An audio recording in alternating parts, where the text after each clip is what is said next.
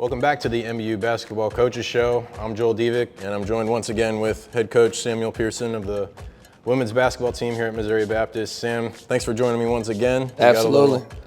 Always a pleasure, my man. This is the holiday edition, I suppose you could say. And, okay. But we got a really big week coming up for you guys. Yeah, that's right. We'll talk a little bit about, I had a bit of a quiet week, nothing that went into the record book, but the exhibition against Southwest Baptist. Talk a little bit about that. You guys, you gave them a run for their money. Didn't end up getting the win, but how do you think the team responded to that game? I thought it went well. Those Division II tests are challenging because the team knows that they're exhibition games. They know that win, lose, or draw, we go into that game 6-2, we're going to come out 6-2. So it's tough to get us prepared and locked in and play to win. Now, I thought that we did a pretty good job in doing so. Ended up taking them to the wire. I think we ended up losing by 13 or 14 or so. It was a tie game, late in the fourth. But, man, I think that, Coach Kaiser had her group ready to pull off the win, and they did so, at their place. So they were able to take care of business, the way that they were supposed to. Down the stretch, I felt like, maybe we didn't execute quite as much as we could have or get to the free throw line, make easy shots. But it was a good test for us. Ultimately, you play those exhibition games, Bradley, Southwest Baptist, Missouri S&T here soon. We play those games to exploit our weaknesses. We want SBU to show us that, maybe we don't box out deep down the stretch, or maybe we can't execute in the half court, or, maybe my help side defense is late or whatever it may be. And they were able to do so, gave us some great film, for us to hop into the practice court and the film room here this week, so it was a great opportunity for us. We're looking forward to what the week may bring, and hopefully we get 1% better, each day. Be ready for a test come Wednesday and then also Saturday. Absolutely, and you've said in the past that scheduling, those games out of conference and the exhibition games with local teams, like you mentioned, S&T is coming up, but also a game with Bradley that you played them close, obviously Southwest Baptist. It just helps the team to see a different level and try to match that. Absolutely. I mean, especially Bradley. Division I and MVC is a tough outing. But all the GLVC teams are tough as well. We scrimmaged another GLVC earlier this year. And then obviously, SBU and Missouri S&T, are all great tests, great coaches, and just to see bigger, stronger, faster Division II athletes and to be able to compete on the same level or compete for 35 out of the 40 minutes that we did. I'm not big on moral victories, but, ultimately it feels good to know that we're not far behind those Division II conference teams. So, it does feel good, and it's almost a morale booster for us, even in defeat. Right. Yeah. Let's get into what's coming up right now. You guys are sitting at that 6-2, as you mentioned, and still undefeated in the conference. You have you're tied with UHSP for the conference lead, and you got your last away non-conference game, as well as a huge one, which we'll get into a little bit later at the end of the week. But traveling up to Gary, Indiana for Indiana University Northwest. Bit of a stiff test, for you guys. It's a long trip and everything. How are you guys preparing for that one? Well, man, it's bad scheduling on my part. I'll tell you that. I'll admit that bad scheduling, bad timing of it. Obviously, it being a tough conference week against a tough conference opponent, like you said, we'll jump into that here soon. But man, Northwest man is a good team. Well coached, and if you know Indiana. As a state, that it's thoroughbred basketball. They play a different brand of basketball, physicality. Hoosiers. Yeah, that's right, and they bleed basketball up there, man. So I mean, they're a good team. They share the basketball well, they shoot it well. They're physical on the glass. They're an efficient basketball team. So it'll be a good test for us to travel 5 hours, or so, and play them. They're coming off of a couple of losses, so they've lost back-to-back games, so they're going to have a little chip on their shoulder, ready to get a victory here come Wednesday. So it's up to us to have our best foot forward, to be ready to be us, guard how we want to guard, rebound it how we want to rebound it, and play with tempo, pass up good looks for great looks, et cetera. And, I think that we've been doing a better job of that lately, that no matter the opponent, whether it's a Division I or a Division II or a conference opponents, or non-cons, for instance. But we've been doing a good job of being us, playing the brand of basketball that we want to play. And, win, lose, or draw, ultimately you can live with the results, knowing that you stepped out on that court, and you gave the best representation of yourself. Absolutely. Yeah. Now, moving past Wednesday against Indiana University Northwest, it's the one that, you don't like to say it, but you probably circle it on the calendar every year. Absolutely. And going back to last year, you guys hadn't won against them in 30 plus. Yeah. And yeah. Columbia College is coming to town. Yeah. Unfortunately, it's at the end of the semester, so Spartan fans, make sure you're showing out on Saturday. But that's right. That's right. 1 o'clock and 1 o'clock women's, 3 o'clock men. Absolutely. We want to pack the petty here to show support for the Spartans. But what has to happen for you guys to get a second win in a row here at home against Columbia College? Yeah. Well, I think first things first is last year's over. The 30 losses in a row, or 32, or whatever it was, it's over. It felt good to get a win against them. My first win ever, probably one of my biggest wins that I've had as a head coach. Man, it really felt good. The atmosphere was electric. The way we played, man, was admirable, man. It just felt really good, But that's over now. It's a new team that we have. New team, new coach that they have, so it's a whole new game. What we need to do is we need to, again, step on that court and be us, Sure, our mood is going to be a little heightened, and the desire and the drive to get this game means a little more, it being a rival within the conference, it being CC. But we got to have tunnel vision, one possession at a time, one play at a time, one quarter at a time, one half, and then one game, and not look too far ahead, Let's just take this thing one possession at a time, play the best basketball we can, be ourselves, be what we do, guard how we want to guard, and bring our own energy. Hopefully we're able to get the community out a little bit, get some fan support, get some excitement here within the building. But regardless, we're going to bring our own juice come Saturday, man, and may the chips fall, where they may, but we'll be ready. We understand that, man, they are a tough team. They've always been a tough team, receiving votes. They have been, so they're always one or two around the conference, so, and we know that, man. So, to come out of here with a victory come Saturday, man, would mean a lot to us. We know that, but first we got to take care of Wednesday. We're able to build on hopefully a win from Wednesday. That'll help our momentum coming into the weekend. Absolutely. Huge game for you guys. Huge week, all in all, for Missouri Baptist women's basketball. Real quick, at this point in the season, you kind of maybe take stock of certain individuals on the team. Yeah. Who do you think is maybe primed for some postseason awards with what they've put up at this point? Yeah. Who is maybe stepped up as a leader, or kind of shown some extra toughness through this first few months of the season? Yeah, well, I feel like, every time, there's a camera on us or a mic, and, I'm speaking over a mic, man, Tiani Taylor's mentioned, Hall of Fame player for us. She's the leader for us, vocally and by example. She is the unprecedented alpha dog, without a doubt, but also Alexis Alston, who is a two-time all-conference player, second-team all-conference last year. Been playing really good basketball for us as of late. Lauren Ebert is the prototypical Missouri Baptist women's basketball student athlete. Gets it done in the classroom, gets it done on the court, brings toughness, brings energy, unselfishness, et cetera. I think that, come the second half of the season, she's going to shoot the ball a little better, man. Her game's really going to take off, But I think Bryce Dowell off the bench, is a name that I haven't mentioned as much, but is she's a microwave, man. You know, how hot she can get so instantly. Right. You know, man, she can really fill it up, you know, on all three levels, at the rim, through the mid-range, and shooting the triple.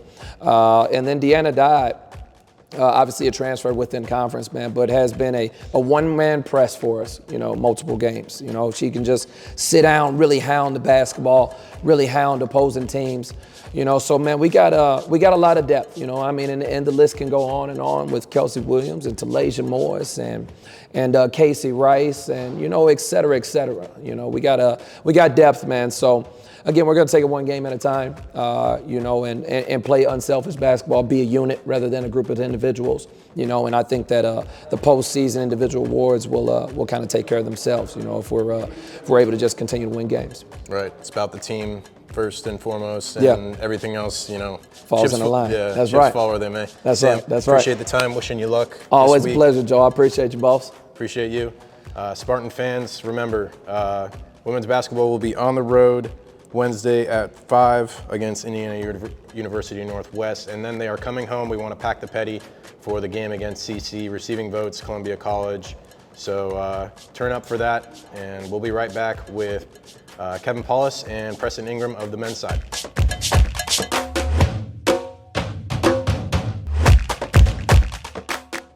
Welcome to the MBU Coaches Show. That's Preston Ingram. I'm Kevin Paulus. And Coach, just one game that you guys played this week, but it was a win over College of the Ozarks. Tell us a little bit about that. Yeah, well, I mean, you know, that game, I thought that we was a little lethargic a little bit in that game. We kind of talked about that after the game. Right. Thought we was dry a little bit. A lot of it is we're just kind of mentally beat up. If you look at all college basketball right now, all scores are low because kids are having to focus in on academics, rightly so.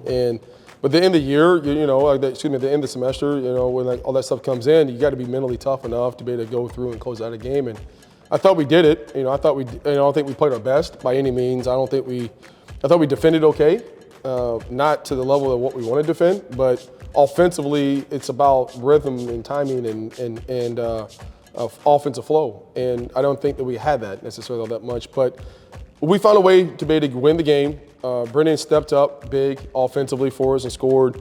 I thought him and Jadis obviously knocked down a lot of free throws towards the end of the game that we needed. You know, I thought Tyrell's in the half dunk was big for us. We needed that. They needed that for our conversation at halftime. Right. But you know, and I thought that Nick provided a lot for us off the bench. Absolutely. You know, especially Bryce had been sick, Nico had been sick, and trying to do some different stuff on that part. And so you got to be able to step up. He's got to be a collective unit, and we got to get better going forward. We talked about this on the post-game show, but a lot of minutes for a lot of players. I'm glad you brought up Nick Wesolewski. He was, you know, Paul and I were talking about it on the broadcast. He probably played his best game of the season when you needed him to play his best game. No doubt. I mean, I love the kid. I think his future's bright. Right. He's got a little bit of a John Yeager tendency to him. That you look at him and you go, I don't know. He's not and a then ball player. next thing you know, he jumps over top of you, and you go, wait, where did that come from? It's the mustache. Yeah, for me. absolutely, and the flow, you know, and the hair flow. Exactly. But he's, I think he's going to have a tremendous career for us at some point, you know, and you know he's having to do like what a lot of young guys do, have to wait their time and turn. But the thing I appreciate about him is that, you know, no matter what, he and I was texting the other day about his time, and I told him, I said, just be patient and just be ready for whatever it is. And that's what he does. Every single time I put him on the floor, something productive has happened, something is always good, and either I got to be smarter to get him more minutes, or I'm just not very smart and I'm not getting a whole lot of minutes that he needs. But he is going to be really good for us, you know, for that, you know, on down the line for us, and I'm excited to see him. Last week was, I'm going to use the word weird. Last week was weird. This week is weird because it's, you know, finals. Last week it's, oh my gosh, I got to get my grades up. Or, you know, and this week they're taking finals. How does that factor into what you try to do with them as we're coming up on, arguably, we were talking about this earlier, the biggest game. We'll talk about the game in a second, but just talk about what last week and this week is like handling young men that are under a lot of stress probably right now. Well, you know, we try to give them some time. Yeah. You know, last Monday we gave them off. Today we're giving them off. You know, and obviously so they can focus on academics. You know, our first priority is always to try to get our guys to graduate and make sure that we graduate on time, and then set them up for success for afterwards. And so, you know, we give them the time away to where they can kind of get away from the ball. and focus on academics, but also too have a little bit of mental rest because they got to be mentally fresh going into the finals, going to end of year reports. Some of these guys got 15-page papers they got to write. Some of these guys are taking finals, 3 finals in a day. And so, I mean, there's so much that goes into that part, as well as everything else that we're demanding them from weight training to, speed and agility to on the court to scouting reports to you going down the list and that stuff. And so, that's one of the positives and the minuses of being a student athlete. Right. Is that this time of the year, there's a lot that goes on. And so the good thing is we only got 1 game this week, and we only had 1 game last week, and so we was able to kind of get it, but it messes up our rhythms from a basketball standpoint. And so, but we kind of work on that. We'll get them up and down. We'll get them going again tomorrow, and we'll get our preparation going into Columbia and making sure that we're putting our minds in the right spots for that, for both sides of it. Well, you said it. It's Columbia this Saturday. They don't get much bigger. Just before we talk specifically about this game, what is it about this rivalry that makes it so special? I think our dress codes are the same. Right? Is that the easiest answer there is? Our dress codes are the same. We're both white, gray, and black, and navy. No, I think there's a lot of respect between the two, at least in the most recent years that I know of, during when Brock was here, when Thomas was here, Thomas obviously came from Columbia. Right. And so he brought a little bit of that heat with him. And then now Thomas's brother's there. And we're here, and since we've been here, we've had a lot of going back and forth, and and obviously what Thomas is able to do over there before Thomas, during Bob Butcher, I mean, that's really where it all starts. Is that Bob ran the league in the AMC for years, and rightly so. I mean, he's a Hall of Fame guy. He just got inducted to the AMC Hall of Fame the other day, or the Missouri Sports Hall of Fame, one of the two, or not both. But the rivalry is the fact that both of us really are, we're fighting for the top. We're trying to jockey for the top. And that's essentially what's going to happen in this game here. I mean, we've been fortunate, very, very fortunate, and I probably need to put another very fortunate to be undefeated right now going into this game at 4-0. 3 of our wins have came from, from buzzer beaters. And I think that's a credit to our players, though. Our players knew how to kind of stay the course, not panic, and make plays when you need to make plays. Right. Especially for a young group. In their defense, with Columbia returns of 4 or 5 starters. Right. Several guys off the bench that have played significant minutes and has quality minutes and played in the championship game here last year. They're going to come in here with a great, bitter taste to them. That's going to feed over to the new guys they have, and exact same thing for us. Our 3 guys that started, Jadis, Tyrell, and Hardy, and then Deshaun and Moose that also played are going to be able to trickle that over to the new guys. And we talk about Columbia as soon as we get the schedule. Right. I mean, we don't just circle it. I think that thing is like circle with stars and arrows. When we play Columbia, we know we're going to have to play our best. And I think, and vice versa, I think they know they have to play their best.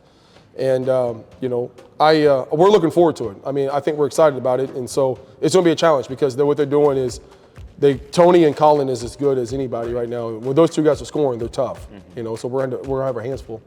So before we talk specifically about Tony Burks, Colin Parker, and the rest of the team, do you let, I don't know if this is something that's like in your plans, but do you have Hardy or Tyrell or Deshaun or Jadis talk about what this rivalry is at Missouri Baptist against Columbia? Like, because half of your roster is new guys. They're like, oh, it's Columbia, whatever, But it's more than just Columbia. Yeah, without a doubt. And I think they already have. Yeah.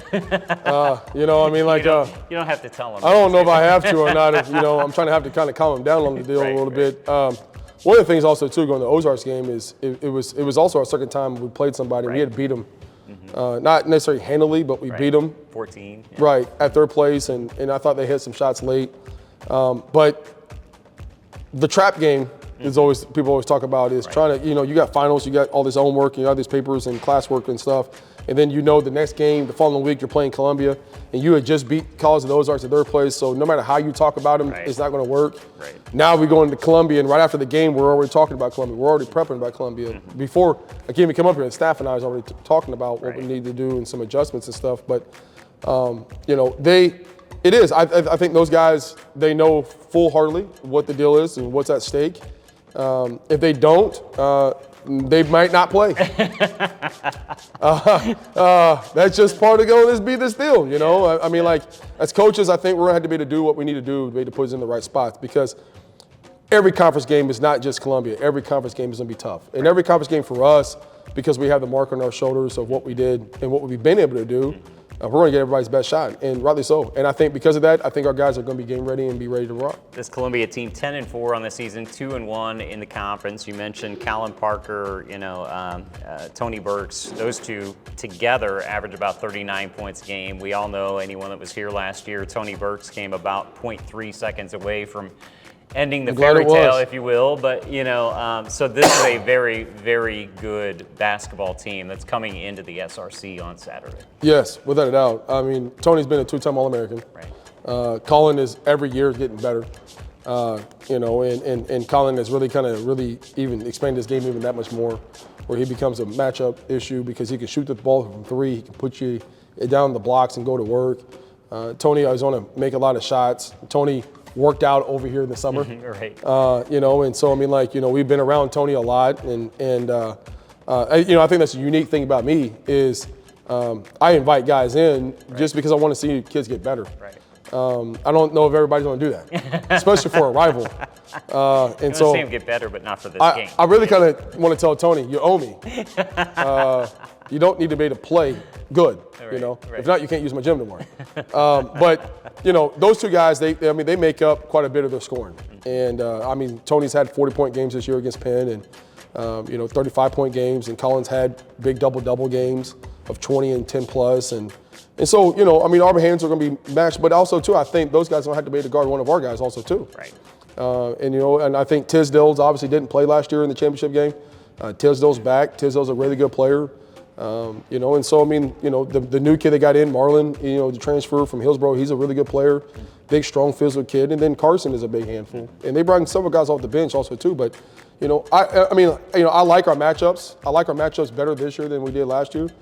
It just depends on our engagement. I think if our engagement is correct and what we're supposed to do and follow true to the plan, I think I like our chances. But if we don't, then we're in trouble for sure. Yeah. Last question, it's a bit of a two-parter. Talk about how big this game is. We know you guys are 4-0. They're 2-1. We were talking about it before we started this interview, that what's really at stake for this game. Yep. Secondly, how badly we need butts in the seats on Saturday. Well, let me talk about that one first. Look, I'm going to tell you right now, and I'm going to look in the camera, whoever's watching this, for however many people it is, we need everybody here. I'm willing to pay admission for everybody. I know this is a big game for both us and the women. Both of us being undefeated, going into the league, going against Columbia, that would give us a 2-game lead on Columbia, considering they've already lost one. For us, the exact same thing. It's just both things for both sides of us. It makes us go 5-0. It allows our women to go 5-0, I believe that it is, if that's correct. And then also, too, it allows a lot of different cushion. For us, on the men's side, William Woods and CBC play each other also, too. Mm-hmm. Right. And so one of them are going to drop down to 2 games. And so it could give us a 2-game lead on 2 teams and 1-game lead on somebody else. And so there's so many different variables in this part. And so there's a lot of different things. And so, as many people we can pack out here, we know Columbia's going to travel well. We don't want this to be a home game for Columbia because we already got to go over there, and it's already hard enough to win at Columbia as it is anyway. But we need everybody to be here. We need everybody to bring mom, dad, sisters, dogs, cats, presents. We do Christmas open party, whatever that it is. I want to bring Santa here. I think we'll get Santa and somebody dressed up. I'll get Al Pitzer to go out here and be dressed up as Santa. Or if not, I'll get Tom to be dressed up as Santa out here. But we need everybody here. We really do. And I think that's the best thing is that last year in the championship game, for our game, this place was rocking. I hate that it's right at the end of the school year, or excuse me, the semester. But if everybody can stick around, that would be huge in every way or form. I'll owe everybody, especially if we win. Now, if we don't win, don't come talk to me. But if we win and we take care of it, I know for us, I know for the women, it's going to be instrumental that we have everybody here. Be here and be loud. Yes, on please. Saturday. Do not hand clap, stand up, stomp, get thrown out. I mean, like I want it rowdy. Like let's throw beach balls around. Back when I was playing at Evangel back in the day, we had a huge like 17-foot fork. Nice. And it was all duct taped around, and the guys that take the ball out of bounds on the sidelines, like, we got to make this up, and they would just start forking them and saying, yeah, you're done. And we need it. I mean, we really do. We want all that and some. Anything that we can do, dress ugly sweater, great sweaters, no shorts, I don't care. But we just have everybody here for us, please. We're off the rails here, Coach. But, My that's all the bad. time we I'm on my got. knees, man. I'm on my knees. This is a big one for us. This is a big one Preston for us. Ingram, this has been the Coach's Show on the Spartan Digital Network. Don't forget Columbia coming up 1 o'clock, 3 o'clock on Saturday. Be here, be loud.